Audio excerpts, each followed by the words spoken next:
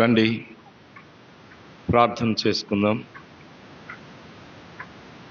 ప్రేమ నమ్మకం గల పరలోకపు తండ్రి, కృపా సత్య సంపూర్ణుడా, ఆకాశ మహాకాశములు పట్టజాలనటువంటి ప్రభు, వర్తమాన భూత భవిష్యత్ కాలములో ముందువాడా,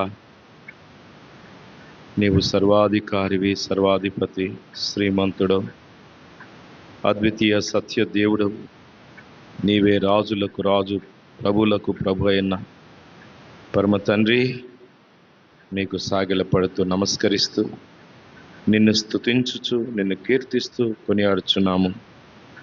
గత విజ్ఞాపన దినం మొదలుకొని ఈ దినం వరకు కూడా మమ్మలను కంటి కనుపాపలే కాపాడుతూ వచ్చారు. ఈ దినం అంతయు కూడా మీ దక్షిణస్థం మాకును నాయన, మరి నీ సంఘమునకును, నీ ప్రజల కుటుంబాలకు, వారి పిల్లలకు తోడుగా ఉన్నందుకై స్తుతులు చెల్లిస్తున్నాం. నీ ప్రజలైన మాకు నాయన మీరు చేసిన మేలు మహోపకార్యములన్నిటిని బట్టి కీర్తిస్తున్నాం. ఈ సాయంత్రం కూడా సంఘముగా మీ పాద సన్నిధికి రావడానికి మీరు మమ్మలను సమకూర్చి మీ ఇంటికి తోడుకొని వచ్చినందుకై ప్రియ తండ్రి నిన్ను కీర్తిస్తూ కొనియాడుచున్నాం. పరమ ప్రభువా, పరలోకపు రాజా, ఈ సమయంలో దేవుని ఇంటికి వచ్చిన నీ ప్రజలకై కీర్తిస్తున్నాం. రావాల్సిన వారిని తీసుకురండి. వచ్చిన వారు మీ సన్నిధి గుర్తించున్నట్లు తెరవబడిన ఆకాశం, తెరవబడిన పరలోకం దయచేయండి. పరిశుద్ధాత్మ దేవుడు మా మధ్యలో ప్రభువా, మాకు బోధకుడుగా, ప్రభువుగా, కాపరిగా, మా నాయకుడుగా, మమ్మల్ని నడిపించేవాడు, మా ఆలోచనకర్తడు, మా ఉపదేశకుడుగా ఉన్నందుకై కీర్తిస్తున్నాం. పరమ తండ్రి, ఈ సమయంలో పాటల ద్వారా, వాక్యము ద్వారా మీరు మహిమ తెచ్చుకోనండి, మాతో మాట్లాడండి.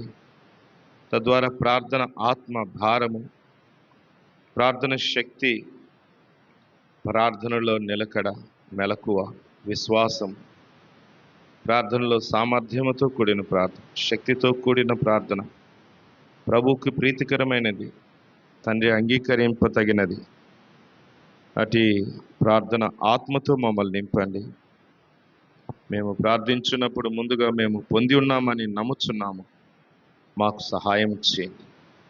అపనమ్మకము కలగకుండా నీ ప్రజలైన మాకు సహాయం చేయండి. మా విశ్వాసమును క్రీస్తు యేసునందు వృద్ధి పొందించండి. మా ప్రార్థనను వృద్ధి పొందించండి. ప్రార్థనలో బలమును, శక్తిని, సామర్థ్యమును దయచేయండి. దైవ అనుగ్రహమును, కరుణ కటాక్షములు, కృపను పొందగలుగునట్లు నాయనా మీరే మాకు సహాయం చేయండి.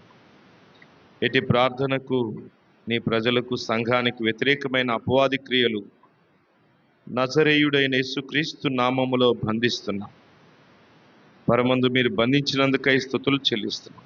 నమ్మకమైన ప్రభువా, నీ ప్రజల్ని కలవరపరిచి నాయన చెదరగొట్టడానికి నాయన ప్రయత్నిస్తున్న వంకర బుద్ధిగల స్త్రీలను, పురుషులను మీరు దర్శించండి. దేవుని భయం వారికి కలుగు చేయండి. తండ్రి, మీరే వారిని సంధించి వారి కుటుంబాలు ద్వారములో నుండి బయటికి వెళ్ళినప్పుడు, లోనికి వచ్చినప్పుడు మీ భయము, మీ బెదరు వారికి కలుగు చేయండి. ఆ రీతిగా మీరు కార్యం చేస్తున్నామని మా తండ్రి, మా ఎడల మీ చిత్తం, మీ సంకల్పము, మీ ఉద్దేశాన్ని, మీ ఏర్పాటును మీరు నెరవేర్చి తండ్రి, నేను మోషేకు తోడైనట్టు నీకును తోడైందునని నీ వాగ్దానములను నెరవేర్చి మహింపొందమని మా తండ్రి, ద్వితీయోపదేశకాండం 31:8, 6, 5 నమ్ముచున్నాం. సహాయం చేయమని నజరేయుడైన యేసుక్రీస్తు వారి ఘనమైన నామములో స్తుతులు చెల్లిస్తూ మరొకసారి రావాల్సిన వారిని తీసుకురమ్మని, నడిపించమని, ప్రోత్సహించి బలపరిచి దేవునింటికి నడిపించమని క్రీస్తు యేసు నామములో స్తుతించి ప్రార్థించి వేడుకుంటున్నాం తండ్రి. ఆమేన్.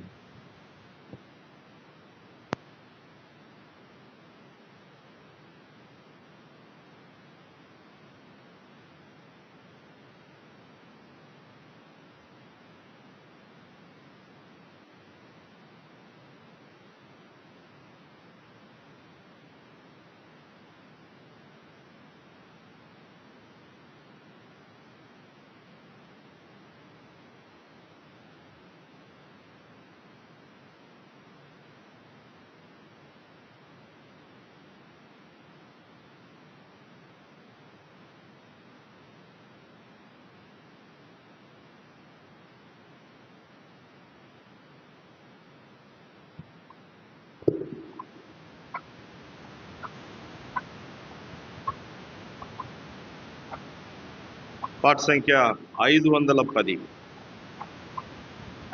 510.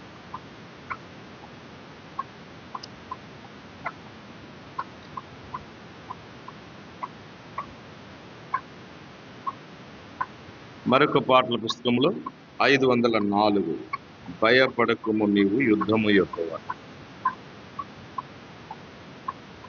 510, 504.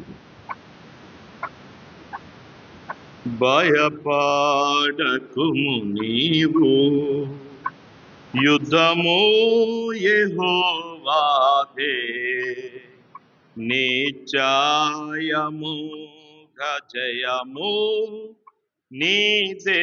భయపడకుము, భయపడకుము నీవు.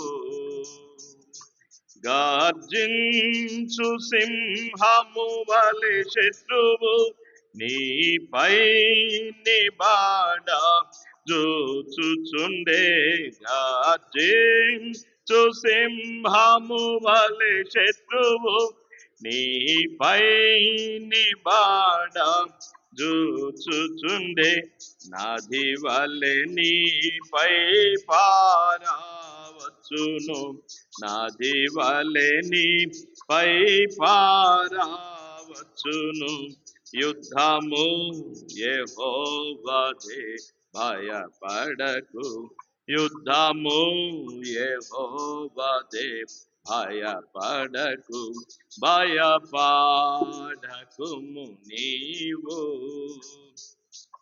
యుద్ధము యెహోవాదే, నిశ్చయము జయము నీదే. భయపడకుము, భయపడకుము నీవు. పాలు తేనెలు ప్రవహించేడు కానాను మీ ఎదుటానుండే. పాలు తేనెలు ప్రవహించేడు కానాను మీ ఎదుటానుండే. శత్రువు నిన్ను జంపాచూచే, శత్రువు నిన్ను జంపాచూచే. యుద్ధము యెహోవాదే, భయపడకు. యుద్ధము యెహోవాదే, భయపడకు. భయపడకుము నీవు. యుద్ధము యెహోవాదే, నిశ్చయము జయము నీదే. భయపడకుము, భయపడకుము నీవు. నీకు విరోధముగా రూపింపు ఏ ఆయుధము వర్ధిల్లాదు. నీకు విరోధముగా రూపింపు ఏ ఆయుధము వర్ధిల్లాదు. ప్రతి నాలుక తీర్పుకు లోనగును, ప్రతి నాలుక తీర్పుకు లోనగును. యుద్ధము యెహోవాదే, భయపడకు. యుద్ధము యెహోవాదే, భయపడకు. భయపడకుము నీవు. యుద్ధము యెహోవాదే, నిశ్చయము జయము నీదే. భయపడకుము, భయపడకుము నీవు. ఇహ పరమునందు మన ప్రభువునకు స్వాది కారమునియబడెను ఇహ పరమునందు మన ప్రభువునకు సర్వాది కారమునియబడెను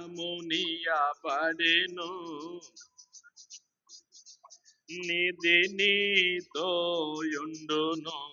ఆయన సన్నిధిని తోయుండును యుద్ధము యెహోవాదే భయపడకు యుద్ధము యెహోవాదే భయపడకు భయపడకుము నీవు యుద్ధము యెహోవాదే నిత్యము జయము నీదే భయపడకుము భయపడకుము నీవు పోరాడేడు పని లేదు నమ్మకముంచి విశ్వాసముతో నీవు పోరాడేడు పని లేదు నమ్మకముంచి విశ్వాసముతో ను తిలకించుము రక్షణను తిలకించుము జయము ప్రభువుదే భయపడకు జయము ప్రభువుదే భయపడకు భయపడకుము నీవు యుద్ధము యెహోవాదే నిత్యము జయము నీదే భయపడకుము భయపడకుము నీవు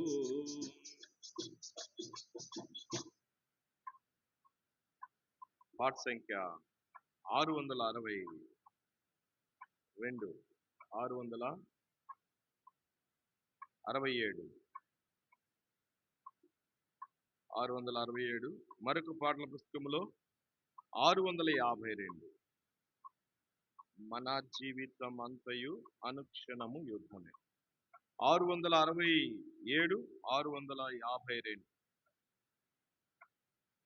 మన జీవితమంతయు అనుక్షణము యుద్ధమే మన జీవితమంతయు అనుక్షణము యుద్ధమే ఇది సిలువ మార్గము మహిమ రాజ్యముందను ఇది సిలువ మార్గము మహిమ రాజ్యముందను ఈ యాత్రలో ముందుకు సాగినా తోడ్పడి ఈ యాత్రలో ముందుకు సాగినా తోడ్పడి యేసుడే నడుపును మనలను యేసుడే నడుపును మనలను తన మార్గమునందున మన జీవితమంతయు అనుక్షణము యుద్ధమే మన జీవితమంతయు అనుక్షణము యుద్ధమే సిలువ మార్గము మహిమ రాజ్యముందను ఇది సిలువ మార్గము మహిమ రాజ్యముందను ఆ సిలువ మార్గము ఎంతో ఇరుకైనది ఆ సిలువ మార్గము ఎంతో ఇరుకైనది క్రీస్తునే గురిగా నుంచిన క్రీస్తునే గురిగా నుంచిన విజయము నిశ్చయము విజయము నిశ్చయము మన జీవితమంతయు అనుక్షణము యుద్ధమే మన జీవితమంతయు అనుక్షణము యుద్ధమే ఇది సిలువ మార్గము మహిమ రాజ్యముందను ఇది సిలువ మార్గము మహిమ రాజ్యముందను ఇహ మందు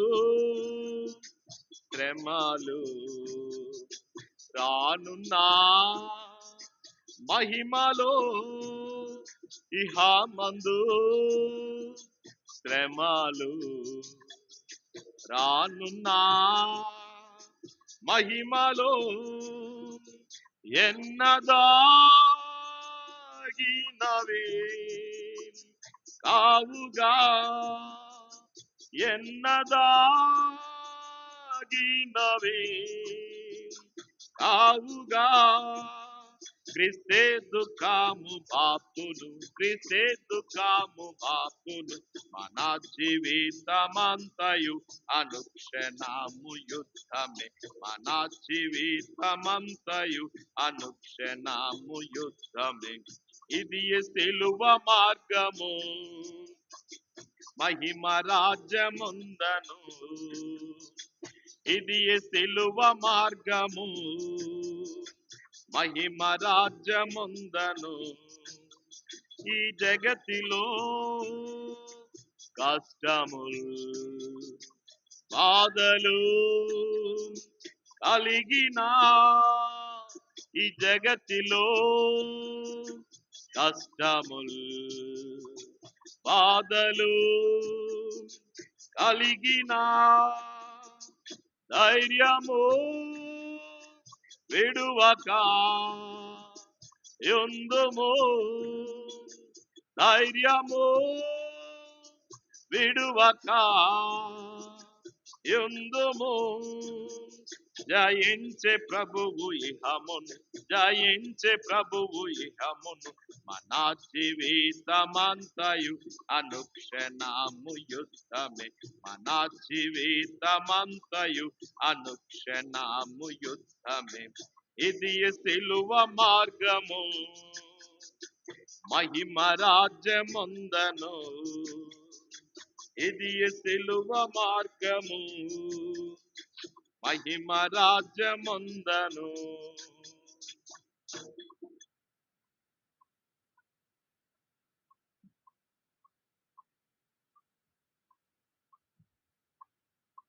మనం ప్రార్థన చేయడానికి ముందు దేవుని వాక్యంలోని కొన్ని భాగములను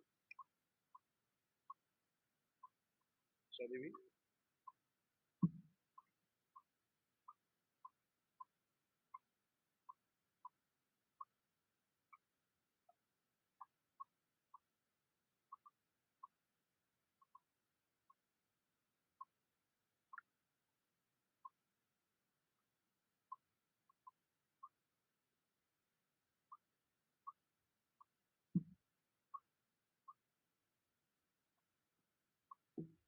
మనం ప్రార్థన చేయడానికి ముందు పరిశుద్ధ గ్రంథం నుండి కొన్ని లేఖనములను ఆధారం చేసుకొని దేవుడు తన ఆత్మ ద్వారా మనకు బయలుపరిచినటువంటి విషయములను పరీక్షించి మనం వివేచించి ఎరుగునట్లుగా ప్రభు మనకు సహాయం చేయనుగా. రండి ప్రార్థన కొరకై రోమీయులకు రాసిన పత్రిక 8వ అధ్యాయం. రోమీయులకు రాసిన పత్రిక 8వ అధ్యాయం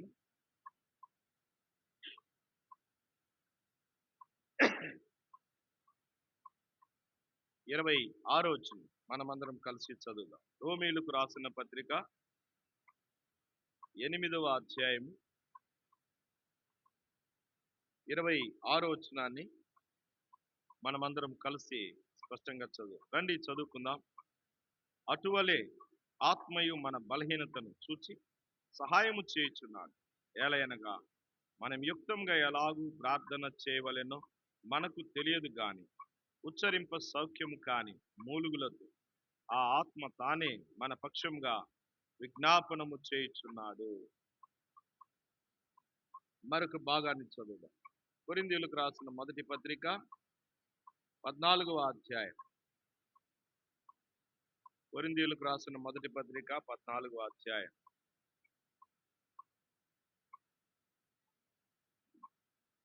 14వ అధ్యాయము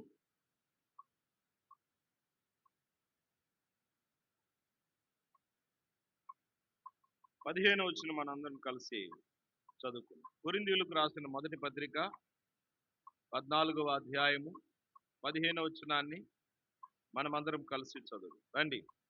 కాబట్టి ఆత్మతో ప్రార్థన చేతును, మనసుతోనూ ప్రార్థన చేతును, ఆత్మతో పాడుదును, మనస్సుతోనూ పాడుదును. ప్రభు సహాయం కొరకై చిన్న ప్రార్థన చేస్తుంది.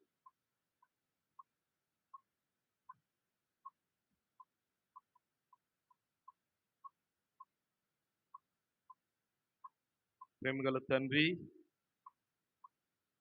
దయగల ప్రభువా, నీ ప్రియ కుమారుడు మా ప్రభు మా రక్షకుడైన యేసుక్రీస్తు వారి శ్రేష్టమైన పరిశుద్ధమైన పోయబడిన పరిమళ సువాసనకరమైన నామములో రే తండ్రి, ఈ సాయంత్రం వేళ సంఘముగా కూడి మీ సన్నిధిలో ప్రార్థించడానికి మాకు ఇచ్చినటువంటి మంచి తరుణము, అవకాశము కొరకే వందనము నాయన. ఇటు సదుపాయమును ఆధారం చేసుకొని దేవునింటికి వచ్చిన నీ ప్రజలకే వందనములు. రావాల్సిన వారిని కూడా తీసుకురండి. వచ్చిన వారు మీ సన్నిధి గుర్తించినట్లు తెరవబడిన ఆకాశం, తెరవబడిన పరలోకం దాయిచ్చు. రే తండ్రి, మీరు మాకు ఉపదేశించినట్లు మీ ఆత్మచేత మాకు బోధించబడినట్లు నాయన, మీ స్వరం మేము వినున్నట్లు మీ దాసుని మీ నోటికి బోరుగా వాడు. తెరవబడిన ఆకాశం, తెరవబడిన పరలోకం దాయిచ్చు. కొలత లేని మీ ఆత్మతో సమృద్ధైన మీ వాక్యముతో నీ దాసుని నింపండి. శక్తి గల మీ వాక్యం మీరు మాకు ఇచ్చారు. ఆ వాక్యం మమ్మలను బలపరుచున్నట్లు, ప్రార్థనలో బలపరుచున్నట్లు, ప్రార్థనలో నాయన నీ కుమారుడిని యేసుక్రీస్తుతో ఏకీభవించినట్లు అద్భుతమైన మీ కార్యము చేయండి. నజరేయుడైన యేసుక్రీస్తు నామములో మా కొరకై విజ్ఞాపనకర్త అయిన ప్రభువైన యేసుక్రీస్తు నామములో స్తుతించి ప్రార్థించి వేడుకుంటున్నాం తండ్రి. ఆమేన్.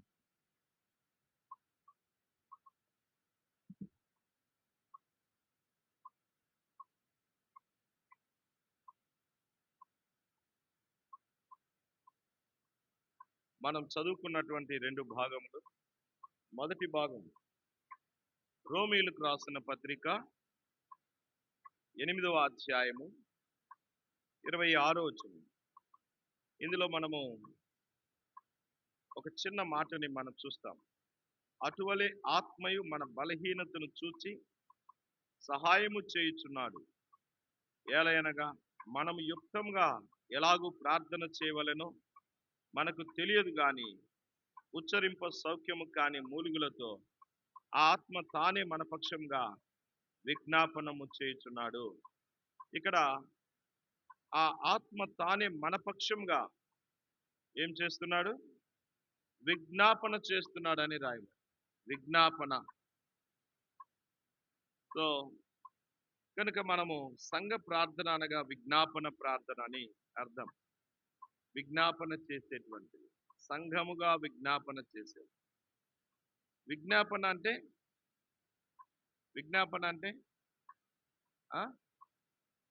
మనము ఏం చేస్తున్నాము? మన విషయములను చెప్పుకుంటున్నాం. ఎవరితో చెప్పుకుంటున్నాము? తెలియని వారితోనా, తెలిసిన వారితోనా? అన్నీ తెలుసు ఆయనకి కదా. ఆయనకు మనకి ఏమేమి అవసరమో అవన్నీ తెలుసు. మత్తయి సువార్త 6వ అధ్యాయంలో అదే అంటాడు. మీకేమి కావాలో పరలోకమందున్న మీ తండ్రికి ముందుగానే తెలుసు. ఇప్పుడు మీకు తెలుసు కాబట్టి వాటిని మరలా మరలా చెప్పడమే విజ్ఞాపన. తెలిసిన వాటిని మరలా మరలా చెప్పడమే విజ్ఞాపన. మాటి మాటికి చెప్పడం, మాటి మాటికి అడగడం, మాటి మాటికి గోజారడం. ఆయనకి తెలుసు మనకేం అవసరమో, మనమేం అడుగుతామో కూడా తెలుసు. కానీ వాటిని మరలా మరలా మనం అడుగుతూ ఉంటాం కనుకనే దానిని విజ్ఞాపన అంటారు కదా. ఉదాహరణకి వర్షము పడిన తర్వాత మరి ఇంటి పెంకుల మీద నుండి, లేకపోతే సూర్యుడి నుండి, చెట్లలో నుండి, లేకపోతే ఒక్కొక్క డ్రాప్ పడతా ఉంటుంది కదా. లేకపోతే ఎక్కడైనా ట్యాప్, నీళ్ళ కుళాయి, నీళ్ళ ట్యాప్ ఏదైనా కొద్దిగా లీకేజ్ ఉండిందండి, ఎంత టైట్ చేసినా ఒక్కొక్క డ్రాప్ పడుతూనే ఉంటుంది, అది ఆగదు, ఒక్కొక్క డ్రాప్ పడుతూనే ఉంటుంది. విజ్ఞాపన అనేది కూడా అదే, ఆగకుండా పడేది, ఆగకుండా పడతా ఉంటుంది. ఎక్కడ పడతా ఉంటుంది అది? దేవుని సన్నిధిలో. దేవుని సన్నిధిలో ఆ విజ్ఞాపన అనేటువంటి ప్రార్థన ఆయన సన్నిధిలో మానకుండా మరి పడతనే ఉంటుంది. కాబట్టి ఇది విజ్ఞాపన. తర్వాత ఈ విజ్ఞాపన అనేటువంటిది మరి ఎవరికి సంబంధించింది అని అంటే, విజ్ఞాపన అనేటువంటిది ఆత్మకు సంబంధించింది. ఎవరికి సంబంధించింది? ఆత్మకు సంబంధించింది. పెదవులతో చేస్తే ప్రార్థన,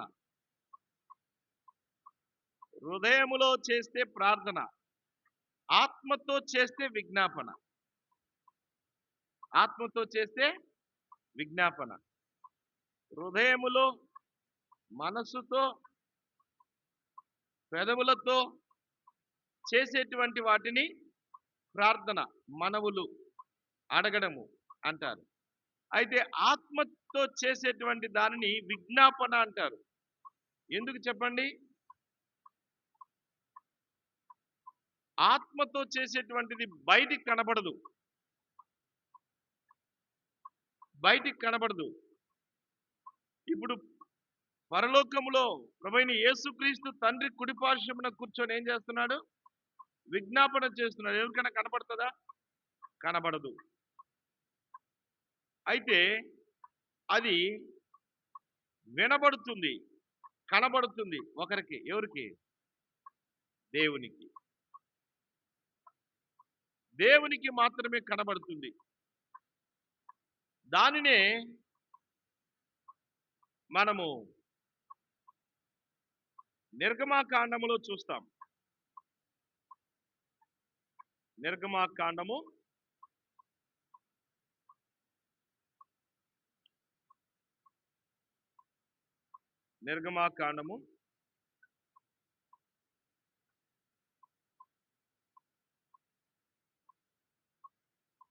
3వ అధ్యాయం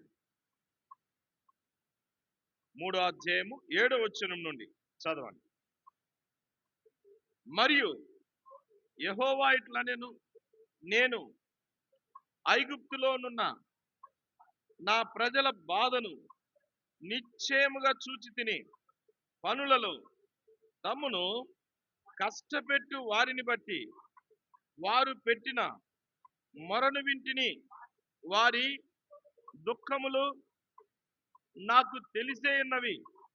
కాబట్టి ఐగుప్తీయుల చేతిలో నుండి వారిని విడిపించుటకును, ఆ దేశములో నుండి విశాలమైన మంచి దేశమునకు, అనగా కానానీయులకు, హిత్తీయులకు, అమోరీయులకు, పెరుజీయులకు, హివ్వీయులకు, యెబూసీయులకు నివాస స్థానమై పాలు తేనెలు ప్రవహించు దేశమునకు వారిని నడిపించుటకును దిగి వచ్చి ఉన్నాను.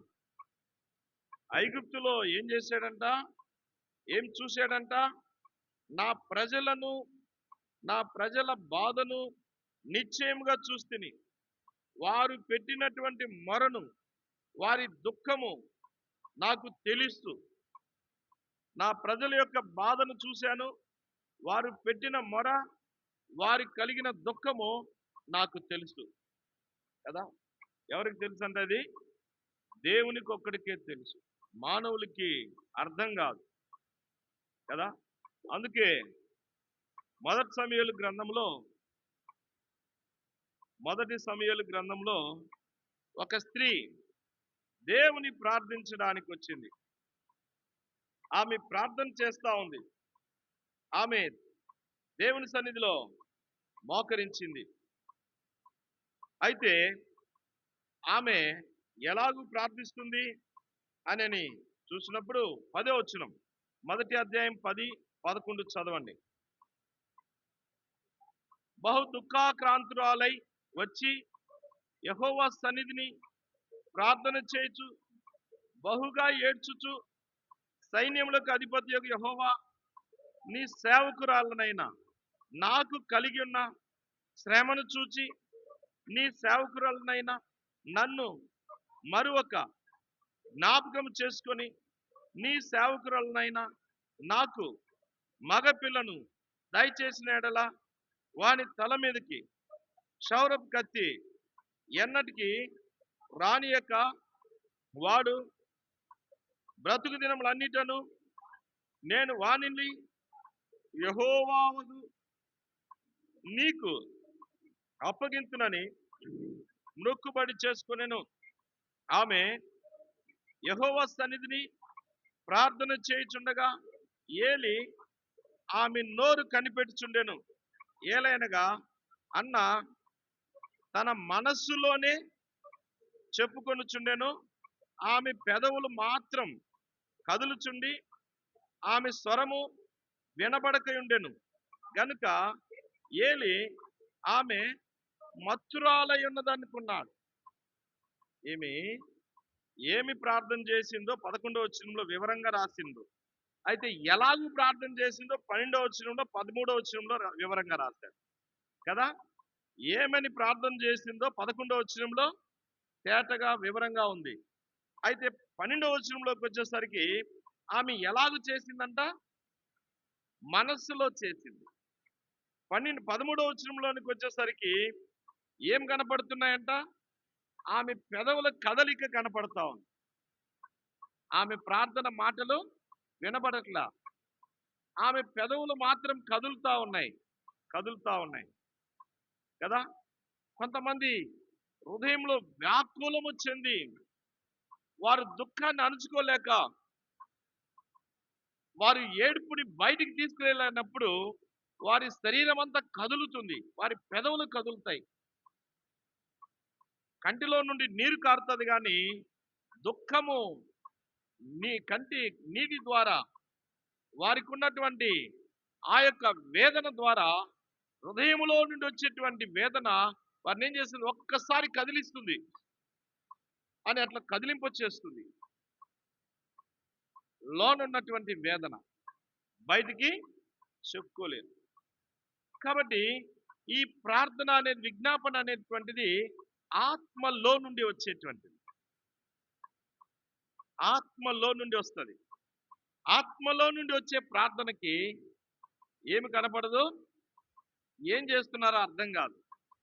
అందుకే ఏలియాకి అర్థం కావట్లా కదా. కొన్నిసార్లు తల్లిదండ్రులు, లేకపోతే కొంతమంది స్త్రీలు, ఎక్కువగా స్త్రీలు, పురుషులు కూడా వృద్ధాప్యంలోకి వచ్చినప్పుడు ఎక్కువ శాతం స్త్రీలు విచారంగా కూర్చొని ఉంటారు. పిల్లలు ఏం అడ్డగుసు లేచి తిను, ఏదో అలాగను ఏదో పోగొట్టుకున్న దానిలాగా అంటారు. వారి మనసులో, వారి విచారానికి ఏముంటుంది, మనస్సులో ఆలోచిస్తూ ఉంటారు, వేదన చెందుతూ ఉంటారు, బయటికి కనిపించరు, బయటికి చెప్పరు. అందుకని చూసేవారి పిల్లలు ఏమనుకుంటారంటే, ఎప్పుడు ఇలాగే ఉంటావు, ఎప్పుడు నువ్వు ఏదో పోగొట్టుకున్న దానిలాగా ఉంటావు, ఏదో పోగొట్టుకున్నాడు లాగుంటావు, మంచిగా ఉండొచ్చు కదా సంతోషంగా అని అంటారు. హృదయంలో ఉన్న, ఆత్మలో ఉన్న ఆవేదన వారికి అర్థం కాదు. అర్థం కాదు. ఆత్మలో ఉన్న ఆవేదన ఎవరికి తెలుసు? అందుకే అన్నాడు, నేను వారి బాధను చూశాను, వారు మొరపెట్టినారు, నేను వారి కష్టమును చూశాను. ఇంకేమంటాడు? వారి యొక్క మూలుగును నేను విన్నానంటాడు. ఇశ్రాయేలీయులు పెట్టిన మూలుగును నేను విన్నాను. ఆత్మలో మూలుగుతున్నారు కదా, మూలుగుతా ఉన్నారు. ఇది ఆత్మతో చేసేటువంటి ప్రార్థన. దీనినే మనము 2వ భాగంలో చదివినాం. కొరింథీయులకు రాసిన మొదటి పత్రిక 14వ అధ్యాయము 15వ వచనం. 14వ అధ్యాయం 15వ వచనం. కాబట్టి ఆత్మతో ప్రార్థన చేతును, మనసుతోను ప్రార్థన చాలు. ఆత్మతో ప్రార్థన చేతును, మనస్సుతో ప్రార్థన చేతును. ఇది విజ్ఞాపన. ఆత్మతో చేసేటువంటిది విజ్ఞాపన, మనస్సుతో చేసేటువంటిది విజ్ఞాపన. ఇంకొక రహస్యం ఏంటంటే, ఈ ఆత్మ చేసేటువంటి, మనస్సు చేసేటువంటి విజ్ఞాపన బయట వ్యక్తికి ఏమవదు? కనబడదు, అర్థం కూడా కాదు. ఆ వేదన అర్థం కూడా కాదు. కన్న పిల్లలకు అర్థం కాదు, పెళ్లి చేసుకున్న భర్తకు కూడా అర్థం కాదు, భార్యకు కూడా అర్థం కాదు వారి విజ్ఞాపన, వారి యొక్క వేదన హృదయంలో ఉంది. కాబట్టి వారు వేదన పొందుతూ ఉంటారు, బయటికి కనబడదు కదా. బయటికి కనబడని దాన్నే విజ్ఞాపన అంటారు, బయటికి వినబడని దానినే విజ్ఞాపన అంటారు. మరి మనం సంఘంగా కూడి ఇప్పుడు బయటికి వినబడేటట్టే కదా ప్రార్థన చేస్తున్నాము, బయటికి కనబడేటట్టే కదా ప్రార్థన చేస్తున్నాము అని మనం అనుకుంటాం. అవును, సంఘములో కూడి చేసేటువంటి ఈ ప్రార్థన ఏంటి? సమాజమునకు కనపడదు. ఎవరికి కనపడదు? సమాజానికి కనపడదు, బయట ఉన్నటువంటి సమాజానికి కనపడదు. అంటే ఇప్పుడు మనం అంతర్భాగంలో ఉన్నామని అర్థం, లోన ఉన్నామని అర్థం. మన విజ్ఞాపన కూడా ఎక్కడుంది? లోన ఉంది, బయట వ్యక్తికి కనపడదు. ఇప్పుడు సంఘంగా చేసే ప్రార్థన ఎక్కడుంది? సంఘములో ఉంది, లోన ఉంది, బయటికి కనపడదు, బయటికి కనపడదు. కాబట్టి ఇట్టి విజ్ఞాపన ఆత్మతో కూడినది, ఇట్టి విజ్ఞాపన మనసుతో కూడినది, ఆత్మతో కూడినది. కనుకనే ఇశ్రాయేలీయులు, ఏలి ఆమె పెదవుల్ని కనిపెడుతూ ఏమన్నాడంటే, లేవమ్మా, ఇంకా ఎంతసేపు నువ్వు మత్తులో ఉంటావు అన్నాడు. అంటే ఆయనకి ఏం కనపడుతుంది? ఆమె ముఖంలో మత్తు కనిపిస్తుంది, విచారం. ఆ విచారము ఆయనేమనుకుంటున్నాడంటే మత్తు వలన కలిగిన విచారం అనుకుంటున్నాడు. విచారములు అనేక విధములు, ఐహికమైన విచారములు, మత్తుతో కూడిన విచారములు కదా, పాపమును గురించినటువంటి విచారణ. అపొస్తలుడైన పౌలు తిమోతికి రాస్తూ, ఈ జీవన వ్యాపారములో చిక్కుకొనకుండునట్లు ఐహికమైన విచారములలో కదా, ఆర్థికమైన ఇబ్బందుల ద్వారా కలిగిన విచారములు, పాపపు కోరికలు బయటికి చెప్పుకోలేకుండా ఉండే విచారములు, వచ్చినటువంటి నిందలని బయటికి చెప్పుకోలేనటువంటి విచారములు, మన అక్కర్లు, అవసరతులు ఎదుటి వ్యక్తికి తెలియజేయలేనటువంటి విచారములు. తెలియజేయలేని పరిస్థితిలో మనం ఏం చేస్తాము? విచారిస్తాం. తెలిస్తే తక్కువగా అనుకుంటాం. కాబట్టి ఈ యొక్క హన్న బయటికి తెలియచేయట్లా, తెలిస్తే తక్కువగా అనుకుంటారేమో అని లోన వ్యాకుల పడుతుంది, వేదన చెందుతుంది, మదన పడుతుంది, నలిగిపోతా ఉంది, కృంగిపోతా ఉంది.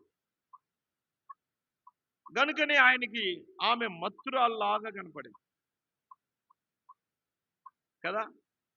కాబట్టి ప్రియమైనటువంటి వాళ్ళరా, ఆత్మ సంబంధమైనటువంటి ప్రార్థనలో మరి దీనిని విజ్ఞాపన అంటారు. ఈ విజ్ఞాపనలో ఏముంటదంటే మర్మయుక్తమైనటువంటిదిగా ఉంటుంది ఈ విజ్ఞాపన. ఈ మర్మయుక్తమైనటువంటి విజ్ఞాపన మానవులకి కనబడదు కానీ అయితే ఎవరికి కనపడుతుంది? ఆయన హృదయ అంతరంగమును ఎరిగిన వాడు. ఇర్మియా గ్రంథం 17వ అధ్యాయం 10వ వచనంలో ఏమంటారు? ఇర్మియా గ్రంథము 17వ అధ్యాయం 10వ వచనం.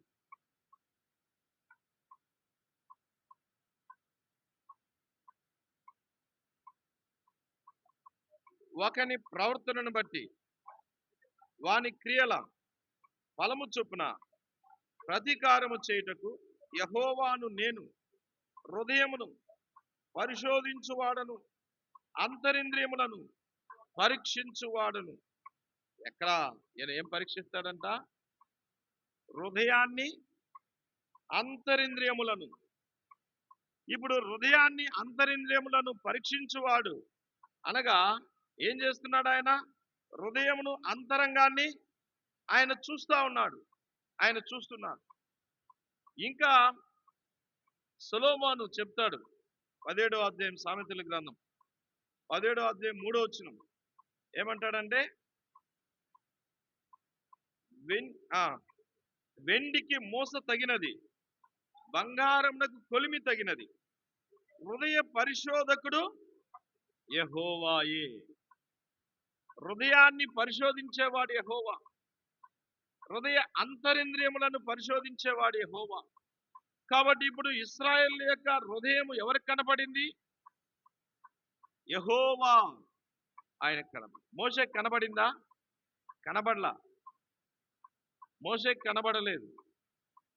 అయితే ఎక్కడో ఉన్న మోషేకి ఆ యొక్క ఇశ్రాయేలీయుల యొక్క మూలుగును గురించి, వారి యొక్క మొరను గురించి, వారి శ్రమను గురించి బయలుపరచబడింది. ఆయనకి తెలియదు. కళ్ళతో చూశాడా? సమీపంగా ఉన్నాడా? లేడు. ఆయనకి తెలియపరచబడింది. ఎవరి ద్వారా? దేవుని ద్వారా. దేవుని ద్వారా ఎలాగ తెలియపరచబడింది? ఆయన అంతరింద్రియములను చూస్తున్నాడు, అంతరంగాన్ని చూస్తున్నాడు. అంతరంగములో ఉన్న వేదనను ఆయన చూశాడు, దాన్ని వెలుపలికి తీసుకొని వచ్చి చెప్పాడు. సమీపములో ఉన్న వ్యక్తి ఏలి, ఆయనకు కూడా కనపడలా.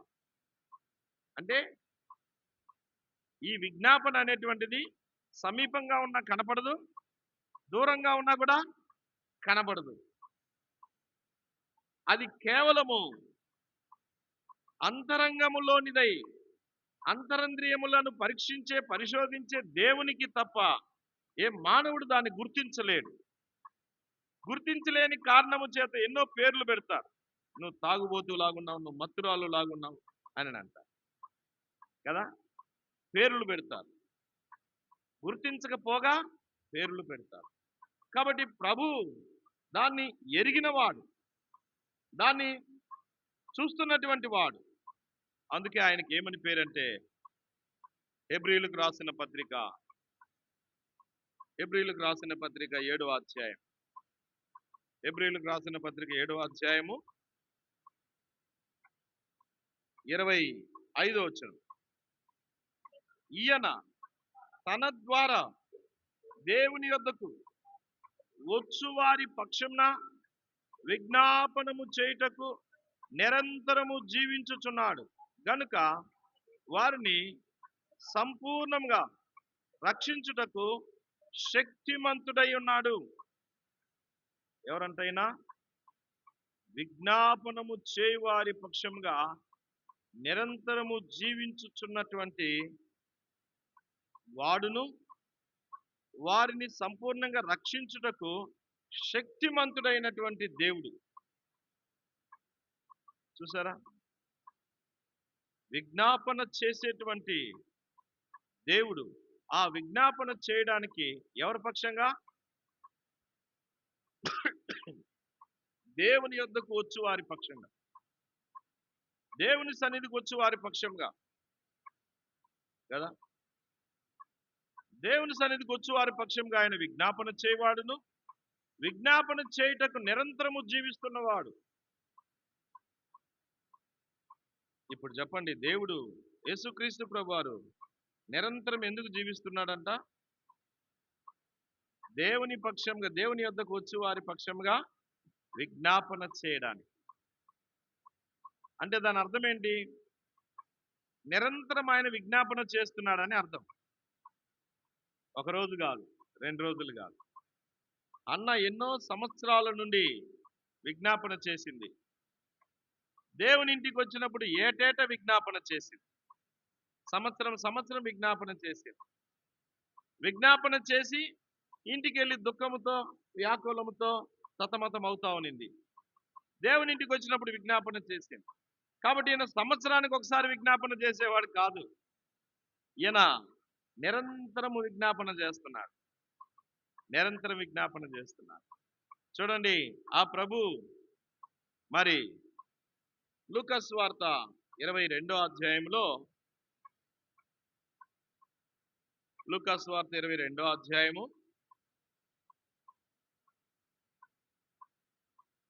ఇక్కడ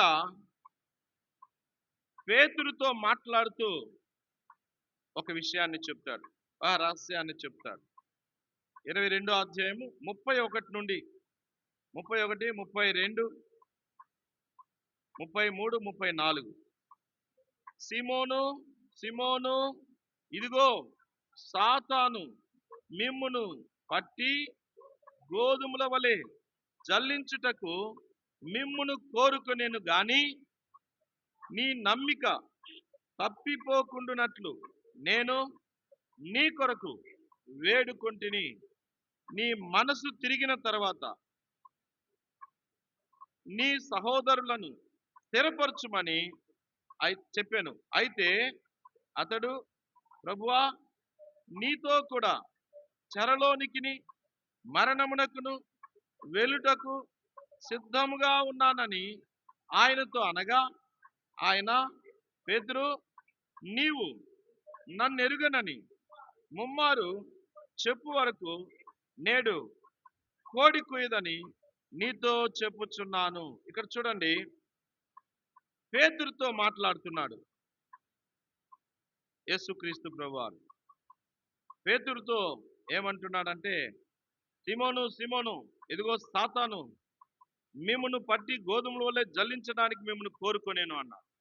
అంటే ఈయన అంతరింద్రియములను చూసేవాడు కదా. కాబట్టి సాతాను యొక్క కుయుక్తిని, యుక్తిని చూశాడు. వాని ప్లాన్, వాని పన్నాగమును చూశాడు. అయితే 32లో నీ నమ్మిక తప్పిపోకుండానట్లు నేనేం చేశాను? నీ కొరకు వేడుకున్నాను. ఇది పేతురుకు తెలుసా? ఆయన వేడుకున్నట్టుగా తెలుసా? తెలియదు కదా. అయితే ఆయనకి తెలియదు. తెలియని దాన్ని యేసుక్రీస్తు ప్రభువారు చెప్పాడు. ఆయన బోధించాడు, ఆయన హెచ్చరించాడు. నీ కొరకు నీవు నీ నమ్మిక తప్పిపోకూడదని నేను నీ కొరకు వేడుకుంటున్నాను. కొన్నిసార్లు స్వార్థకి వెళితే, స్వార్థ చెప్తా ఉంటే ఇది ఆత్మీయులు మాత్రమే చేస్తారు. శరీరానుసార్లు ఏం చేస్తారంటే, ఆడ స్వార్థ చెప్తా ఉంటే ఇటు తిరగడము, అటు తిరగడము, ఆడికి వెళ్ళడం, ఏడికి వెళ్ళడము, లేకపోతే సపరేట్కి పిలిచి అప్పుడే ఏదైనా కాకమ్మ కబుర్లు, ఆ ఇంటిని గురించి, ఈ ఇంటిని, వారి గురించి, వీరి గురించి మాట్లాడుతూ ఉంటారు. అయితే ఆత్మీయులు ఏం చేస్తారు చెప్పండి? ఆత్మీయులు ఏం చేస్తారు? అక్కడ నిలబడి వారు స్వార్థ చెప్తుంటే వారు వెనకండి, ప్రభువా, నీ దాసునికి నీ నోటి మాటలు అందించు.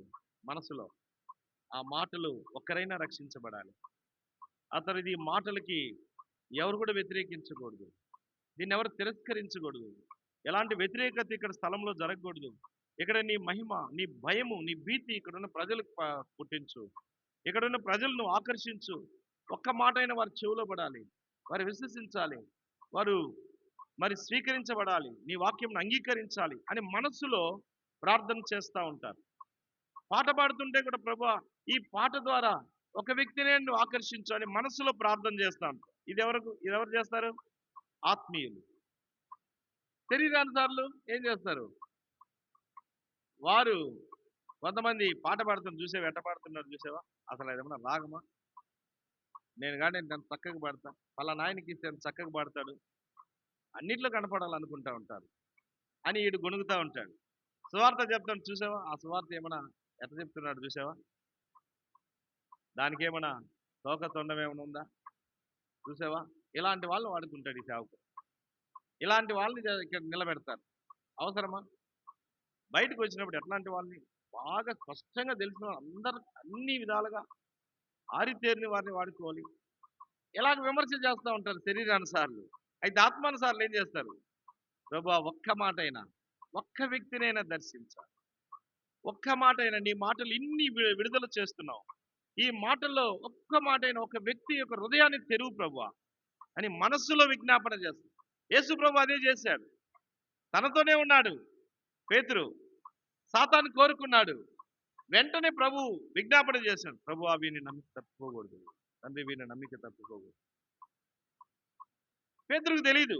అందుకే అన్నాడు, సీమోను సీమోను సాతాను కోరుకున్నాడు. అది ఎప్పుడు కోరుకున్నాడు? నాకు తెలియదే. అది ఎట్లా కోరుకుంటాడు నన్ను? నాకు చెప్పినాడా? నీకు చెప్పి కోరుకుంటాడా? కాదు. వాడు కోరుకున్నాడు. అయితే నేను నీ నమ్మిక తప్పిపోకూడదని విజ్ఞాపన, ఎప్పటికప్పుడు విజ్ఞాపన చేస్తున్నాడు. యేసుక్రీస్తు ప్రభువారు పగలంతా బోధించి రాత్రంతా ఎక్కడికి వెళ్ళేవాడు? ఒలీవల కొండకి వెళ్ళేవాడు. కారణం విజ్ఞాపన చేయడానికి, ఆ పరిచర్యకి ప్రభు తండ్రి ముద్ర వేయడానికి, ఆ పరిచర్యను ముద్ర వేసి కాపాడడానికి, రేపటి దినం పరిచర్య కొరకై సిద్ధపరచడానికి ఆయన వెళ్ళి విజ్ఞాపన చేసేవాడు. 14వ అధ్యాయంలో, మత్తయి సువార్త 14వ అధ్యాయంలో పేతురు మరి శిష్యులందరూ కూడా పడవలో ప్రయాణం చేస్తూ ఉంటారు. అది రాత్రి సముద్రం మీద పడవ ప్రయాణం చేస్తూ ఉంటారు. 14వ అధ్యాయం మత్తయి సువార్త 22 నుంచి. వెంటనే ఆ జన సమూహంలోను తాను పంపివేయినంతలో తన శిష్యులు దోణి ఎక్కి తనకంటే ముందుగా అద్దరికి వెళ్ళవలనని ఆయన వారిని బలవంతం చేసి ఆయన ఆ జన సమూహంలోను పంపివేసి ప్రార్థన చేయటకు ఏకాంతంగా కొండ ఎక్కిపోయి సాయంకాలమైనప్పుడు ఒంటరిగా ఉండేది. అప్పటికి దోణె దరికి దూరంగా నుండగా గాలి ఎదురైనందున అలల వలన కొట్టబడుచుండెను. ఆ రాత్రి 4వ జామున ఆయన సముద్రం మీద నడుచుచు వారి యొద్దకు వచ్చాను. ఆయన సముద్రం మీద నడుచుట శిష్యులు చూచి తొందరపడి భూతమని చెప్పుకొని భయము చేత కేకలు వేసిరి. వెంటనే యేసు ధైర్యం తెచ్చుకొనుడి, నేనే, భయపడకుడని వారితో చెప్పాను. ప్రభువా పేతురు, ప్రభువా నీవే అయితే నీళ్ల మీద నడిచి నీ యొద్దకు వచ్చుటకు నాకు సెలవిమ్మని ఆయనతో నేను. ఆయన రమ్మనగానే పేతురు దోణి దిగి యేసు నొద్దకు వెళ్ళుటకు నీళ్ల మీద నడిచెను గాని గాలిని చూచి భయపడి మునిగిపోసాగాను. ప్రభువా నన్ను రక్షించుమని కేకలు వేశాను. వెంటనే యేసు చేయి చాపి అతన్ని పట్టుకొని అల్ప విశ్వాసం ఎందుకు సందేహపడుతువని అతనితో చెప్పాను. ఇక్కడ మనం చూసినట్లయితే మరి యేసుక్రీస్తు ప్రభువారు పడవలో పరిచర్య ముగించుకొని వెళుతున్నాడు. శిష్యులు ముందుగానే ప్రార్థనకు వెళ్ళాడు యేసుక్రీస్తు ప్రభువారు. శిష్యులు దోణిలో వెళ్ళారు, సముద్రంలో పోతా ఉన్నారు. ఆ తర్వాత యేసు ప్రభువారు ఆ దోణిని కలుసుకోవడానికి వచ్చేసరికి అప్పటికే వారు ఆయన కంటే ముందుగా కొంచెం దూరము వెళ్ళిపోయారు.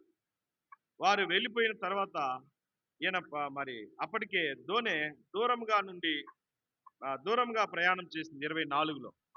తర్వాత ఈయన ఏం చేశాడంటే వారిని కలుసుకోవడానికి 25లో నీళ్ల మీద నడిచాడు. 4వ జామున రాత్రి వారు చూసి భయపడుతున్నారు భూతమని. వెంటనే ప్రభు ధైర్యం తెచ్చుకొనుడి, నేనే అన్నాడు. తర్వాత పేతురు అంటాడు, ప్రభువా నీవే అయితే నీళ్ల మీద నేను కూడా నడవాలి, నీ దగ్గరికి రావాలనుకుంటున్నా. సరే రా. పేతురు నీళ్ల మీద నడుస్తున్నాడు. గాలిని చూసి భయపడ్డాడని రాయబడి మునిగిపోతుంటే అప్పుడు అన్నాడు, ప్రభువా నన్ను నేను మునిగిపోతా ఉన్నాను, కాబట్టి నన్ను రక్షించు అని కేకలు వేశాడు. వెంటనే ప్రభు పేతురు యొక్క చేయి పట్టుకొని పైకి లాగాడు.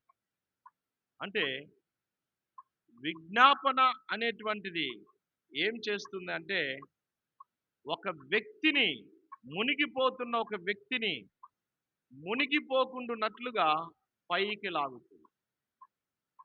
విజ్ఞాపన అనేటువంటిది ఆత్మ సంబంధమైనది. విజ్ఞాపన అనేటువంటిది ఒక వ్యక్తితో ఉండి ఆ వ్యక్తికి తెలియకుండానే విజ్ఞాపన చేసేది, అంతరంగములో ప్రార్థించేటువంటిది విజ్ఞాపన. విజ్ఞాపన ఒక వ్యక్తి ఎదుట ఉండి ప్రార్థిస్తూ ఆ వ్యక్తికి తెలియకుండా చేసేది. విజ్ఞాపన దూరంగా ఉన్న ఒక వ్యక్తికి తెలియకుండా జరిగేటువంటిది విజ్ఞాపన ప్రార్థన. అయితే ఈ విజ్ఞాపన ప్రార్థన యొక్క బలం ఏంటంటే, ఎవరైతే దూరంగా ఉండి తెలియని స్థితిలో ఉన్నారో వారి కొరకు, సమీపంగా ఉండి కూడా తెలియని స్థితిలో ఉన్నారో వారి కొరకు, వారితోనే ఉండి మరి తెలియబడకుండా ఉన్నారు వారి కొరకు విజ్ఞాపన చేసేది. ఈ విజ్ఞాపన ఏం చేసిందంటే, ఇశ్రాయేలీయులకి ఒక నాయకుడిని పంపించి, ఒక నాయకుడిని సిద్ధపరిచింది విజ్ఞాపన. ఈ విజ్ఞాపన మునిగిపోతున్నటువంటి పేతురుని ఏం చేసింది? పైకి తీసుకుంది. పేతురు మునిగిపోతాడని తెలుసు ఎవరికి? ప్రభుకి. పడవలో భయపడతారని తెలుసు ప్రభుకి. ఎందుకు? ఆ రాత్రి అంతా వారి కొరకు ఆయన ఏం చేశాడు? విజ్ఞాపన చేశాడు. విజ్ఞాపన చేసి లేచి సముద్రం మీద నడుస్తున్నాడు. దగ్గరికి వెళ్ళాడు. భయపడ్డారు. పేతురు నడవడానికి కోరుకున్నాడు. పిలిచాడు. దగ్గరకు రాగానే మునిగిపోసాగాడు.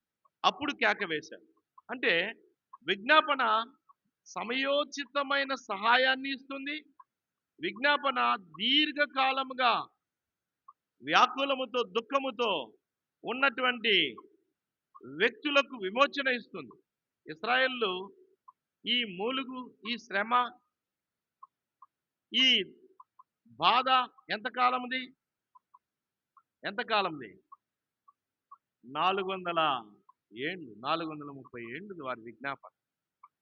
430 ఏండ్ల నుండి వారు విజ్ఞాపన చేస్తున్నారు, మూలుగుతా ఉన్నారు, వేడుకుంటున్నారు, శ్రమపరచబడుతున్నారు, బాధించబడుతున్నారు.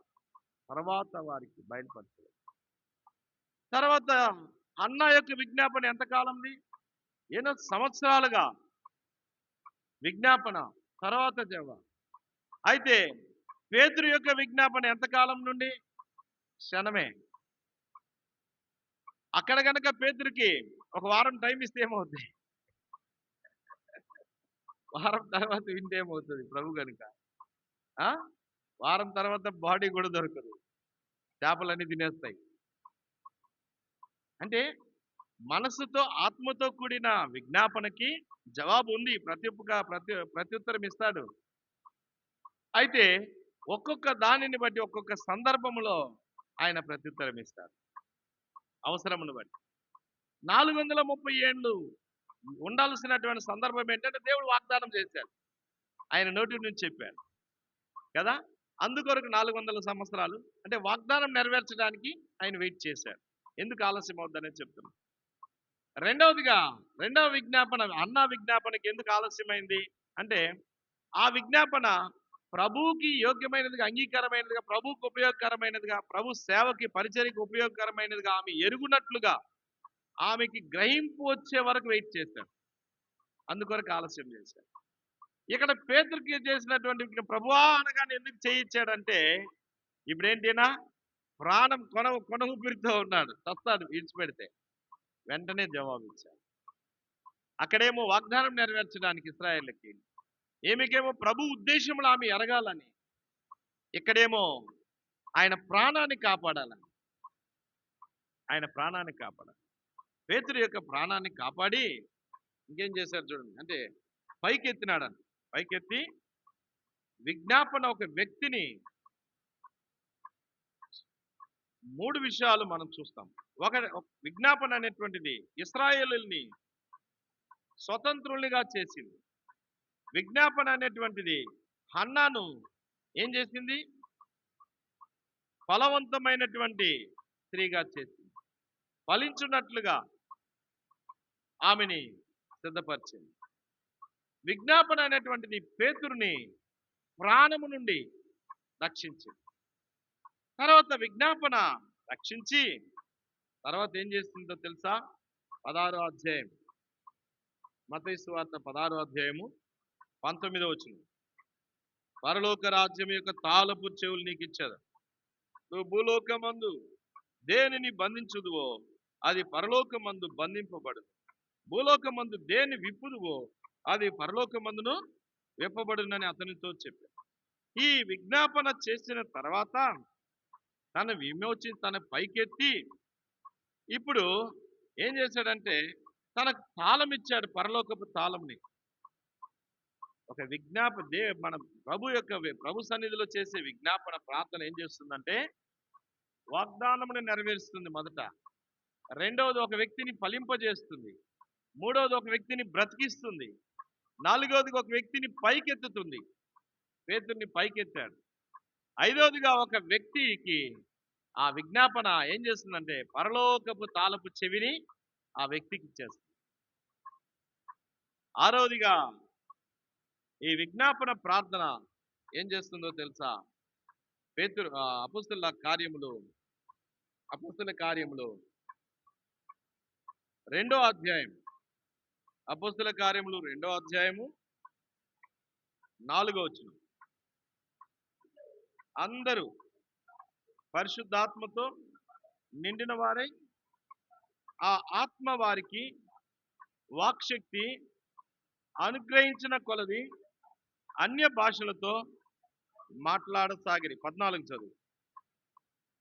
అయితే పేతురు ఆ 11 కూడా లేచి నిలిచి బిగ్గరగా వారితో ఇట్లా నేను, యూదా మనుషులారా, యెరూషలేములో కాపురమున్న సమస్త జనులారా, ఇది మీకు తెలియగాక చెవియొగ్గి నా మాటలు విని చాలు. 4వ వచనంలో అందరూ పరిశుద్ధాత్మతో నిండిన వారే ఆ ఆత్మ వారికి వాక్శక్తి ఇచ్చింది. వీరు ఎక్కడ ఉంటే ఈ పరిశుద్ధాత్మ వారికి అనుగ్రహించబడింది? వారు ఒక మేడ గదిలో రహస్యంగా కూర్చొని దేవునికి విజ్ఞాపన చేస్తారు. ప్రభువా, మేము ఏమి చేయాలి? మా ఎడల మీ చిత్తం ఏంటి? మాకు ఎలాంటి పరిచర్య అప్పగించావు? ఎలాంటి వరములు మాకు ఇవ్వబోతున్నావు? ఎలాంటి పరిచర్య మా ముందుంది? దాని కొరకే విజ్ఞాపన చేస్తున్నారు. విజ్ఞాపన చేస్తుంటే వారికి ఏమి ఇవ్వబడింది? దేవుని ఆత్మ వారికి అనుగ్రహించబడుతుంది. విజ్ఞాపన ద్వారా ఏం అనుగ్రహించబడుతుంది? దేవుని ఆత్మ అనుగ్రహించబడుతుంది. ఆత్మ చేత చేసే విజ్ఞాపన ద్వారా ఆత్మ వారి మీద కుమ్మరించబడుతుంది. ఆత్మ కుమ్మరించబడుతుంది. కాబట్టి విజ్ఞాపన మొదటిగా ఇశ్రాయేలు పక్షంగా వాగ్దానం నెరవేర్చింది. రెండవదిగా విజ్ఞాపన ఫలము లేనటువంటి అన్నాను ఫలవంతముగా చేస్తూ వచ్చింది. మూడవదిగా విజ్ఞాపన మరణంచుల్లో ఉన్నటువంటి పేతురుని బ్రతికించింది. నాలుగవదిగా విజ్ఞాపన మునిగిపోతున్న పేతురుని పైకి తీసుకొని వచ్చింది. ఐదవదిగా విజ్ఞాపన పైకి తీసుకొని వచ్చి అలా గిడిచిపెట్టకుండా పరలోకపు తాళపు చెవి. ఆరవదిగా విజ్ఞాపన ఏం చేసింది? పేతురుకి దేవుని ఆత్మతో నింపబడ్డాడు. దేవుని ఆత్మనిచ్చాడు. ఏడవదిగా విజ్ఞాపన ఏం చేస్తుందంటే పేతురు రాసిన మొదటి పత్రిక, అందుకే ఆయన ఆ అనుభవంతో చెప్తారు. 5వ అధ్యాయం 8వ వచనం. పేతురు రాసిన మొదటి పత్రిక 5వ అధ్యాయము, నిబ్బరమైన బుద్ధి గలవారి మెలకుగా ఉండుడి చాలు. ఏమనుగ్రహించబడింది ఆయనకి? దేని గురించి మాట్లాడుతున్నాడు ఇప్పుడు ఆయన? నిబ్బరమైన బుద్ధి కలిగి ఉండండి. అంటే ఇప్పుడు ఆయనకి ఏముంది? ఆయనకి నిబ్బరమైన బుద్ధి ఉంది. ఇక భయం లేదు. కాబట్టి ఆయన నిబ్బరమైన బుద్ధి కలిగి ఉన్నాడు. కాబట్టి నేను నిబ్బరమైన బుద్ధి కలిగి ఉన్నాను, మీరు కూడా నిబ్బరమైన బుద్ధి కలిగి ఉన్నాను. విజ్ఞాపన ప్రార్థన ఒక వ్యక్తికి నిబ్బరమైన బుద్ధిని కలుగు చేస్తుంది. అంటే చలనం ఉండదు, భయపడరు, పరిస్థితులను చూసినప్పుడు కదిలించబడరు, పరిస్థితులు వచ్చినప్పుడు ఇటు అటు పరుగులు తీయరు, ఇటు అటు తిరగరు, వాళ్ళని వీళ్ళని ఆశ్రయించరు, దేవుని ఆశ్రయిస్తారు, దేవుని మీద ఆధారపడతారు. అది విజ్ఞాపన చేసేటువంటి పని. కాబట్టి ప్రియులరా, అట్టి విజ్ఞాపన మన కొరకై పరలోకములో తండ్రి యొద్ద ఆయన కూర్చుండి విజ్ఞాపన చేస్తున్నాడు. ఆ విజ్ఞాపనకర్త ప్రభువైన యేసుక్రీస్తు. ఆ విజ్ఞాపన ఎవరి నిమిత్తం అంటే మన కొరకు. దేని కొరకు అనగా మనకి చేసిన వాగ్దానములు నెరవేర్చడం. కాబట్టి ఆయనతో కూడా మనము కూడా భూమి మీద కూర్చొని, ప్రభువా నీవు మాకు వాగ్దానం చేస్తేవే అని మనము విజ్ఞాపన చేయొచ్చు. ప్రభువా నా జీవితం ఫలించాలి, ఫలవంతంగా ఉండాలి, మనం కూడా విజ్ఞాపన చేయొచ్చు. ప్రభువా నేను కొన ఊపిరితో ఉన్నాను, బ్రతికించు, మనం కూడా విజ్ఞాపన చేయొచ్చు. ప్రభువా నన్ను పడిపోయాను, పైకి లేవనెత్తు, విజ్ఞాపన చేయొచ్చు. నా భర్త, నా భార్య, నా పిల్లలు పడిపోయారు, నా స్నేహితుడు, నా అన్నదమ్ములు పడిపోయారు, నా రక్త సంబంధులు, దేవుని సంఘములో నా తోటి సహోదరుడు సహోదరి పడిపోయింది, ఆమె కొరకు విజ్ఞాపన చేయొచ్చు. వారి ఫలవంతమైన జీవితం కొరకు విజ్ఞాపన చేయొచ్చు. ప్రభువా వారికి,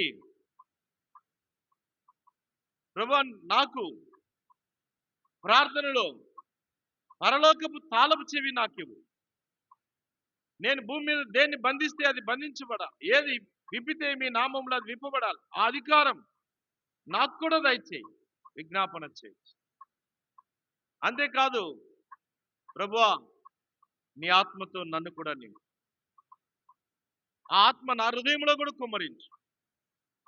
చివరిగా ప్రభువా నా హృదయం నిబ్బరముగా ఉండాలి. ప్రతి దానికి నాకు భయం వస్తుంది, కలవరం వస్తుంది, అపనమ్మకం వస్తుంది, అవిశ్వాసం వస్తుంది. నాకు నిబ్బరమైన బుద్ధి లేదు, నిబ్బరమైన మనసు దయచేయి ప్రభువా అని విజ్ఞాపన చేయొచ్చు. ఇటు విజ్ఞాపనకు ప్రభు జవాబిచ్చేవాడుగా, ఇటు విజ్ఞాపన చేయి వారిని ఆయన ఏం చేస్తాడంట? చివరిగా రోమీయులకు రాసిన పత్రిక 8వ అధ్యాయం, రోమీయులకు రాసిన పత్రిక 8వ అధ్యాయం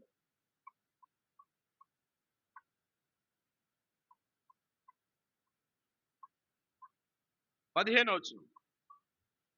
ఏలయనగా మరలా భయపడ్డకు మీరు దాస్యపు ఆత్మను పొందలేదు గాని దత్తపుత్ర ఆత్మను పొందితిరి. ఆత్మ కలిగిన వారమై మనము అబ్బా తండ్రి అని మరిపెట్టు. ఈ ఆత్మ కలిగి ఇలాంటి వారికి, ఇలాంటి విజ్ఞాపన చేయ వారికి అబ్బా తండ్రి అని మొరపెట్టే ఆధిక్యత. ఎందుకు? ఈ విజ్ఞాపన చేసేటువంటి వారిని ఆయన ఏం చేశాడంటే దత్తుకు చేసుకున్నాడని, దత్తపుత్రులుగా చేసుకున్నాడని. దత్తపుత్రులుగా చేసుకున్నాడు కాబట్టి ఇప్పుడు ఆ ఆత్మను కలిగి మనము తండ్రి యొద్ద, మరి కుమారుని యొద్ద అబ్బా తండ్రి నాయనా. అబ్బా అంటే తండ్రి, తండ్రి అంటే కుమారుడు కదా. అబ్బా అని ఎవరిని అంటాం? ఎవరిని అంటాం అబ్బా అని? నాయన వల్ల నాన్నని కదా. ఇప్పుడు యేసుక్రీస్తు ప్రభు వారు మనల్ని కన్నాడు, రక్తంతో కొన్నాడు. ఆయన మన తండ్రి, మన ప్రభు, మన రక్షకుడు. ఇప్పుడు వాళ్ళ నాన్న అబ్బా మనకి అనుకోవాలి. తండ్రి, అబ్బా తండ్రి అని ఇప్పుడు మనము కుమారుని ద్వారా తండ్రి వద్దకు వెళ్ళాలి. ఈ ఆధిక్యతను కలిగి ఈ అనుభవంతో మనం ప్రార్థన చేయటకు ప్రభు మనకు సహాయం చేయండి. ప్రార్థనాంశంలో గమనించండి.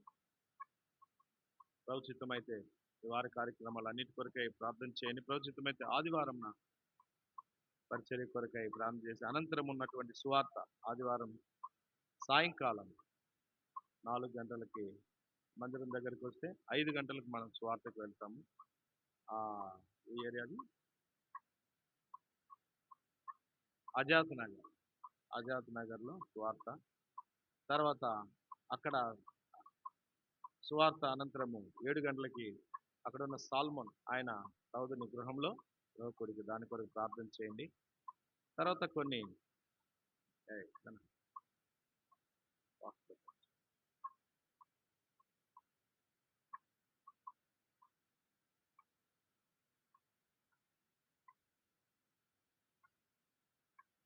ప్రార్థన చేయండి.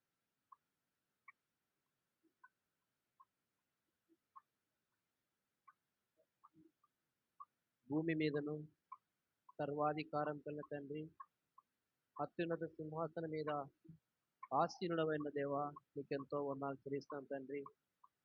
ప్రభా, వర్తమాన భూత భవిష్యత్